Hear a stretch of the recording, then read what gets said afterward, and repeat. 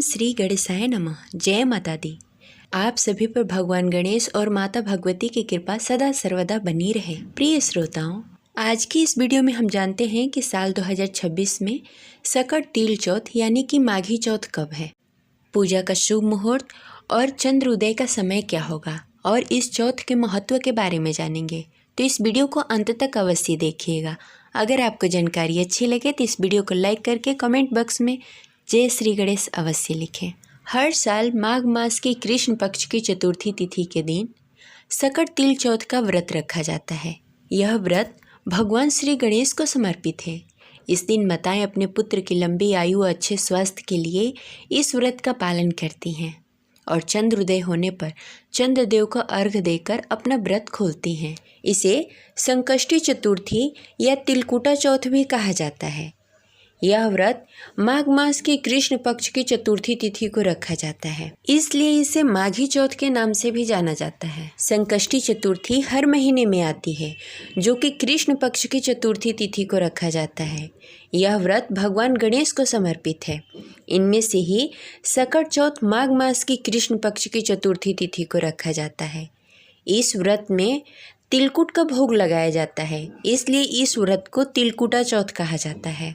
इस दिन माताएं पूरे दिन निर्जला व्रत रखती हैं और भगवान गणेश की विधि विधान से पूजा आराधना करती हैं और चंद्र उदय होने पर चंद्रदेव को अर्घ्य देकर अपना व्रत खोलती हैं। तो आइए जानते हैं कि साल 2026 में सकट तिल चौथ कब है, पूजा का शुभ मुहूर्त क्या होगा, चंद्रोदय का समय क्या होगा और इस दिन के व्रत नियम और महत्व के बारे में जानेंगे। सकट चौथ अंग्रेजी के महीने से जनवरी के महीने में पड़ता है और हिंदी के महीने के अनुसार यह माघ मास की कृष्ण पक्ष की चतुर्थी तिथि होती है, इसलिए इसे माघी चौथ भी कहा जाता है।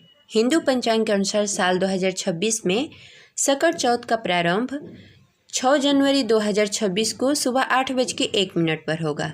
वहीं इसका समापन 7 जनवरी को सुबह 6:52 पर होगा। इस अनुसार 6 जनवरी 2026 दिन मंगलवार को सकट चौथ का व्रत रखा जाएगा।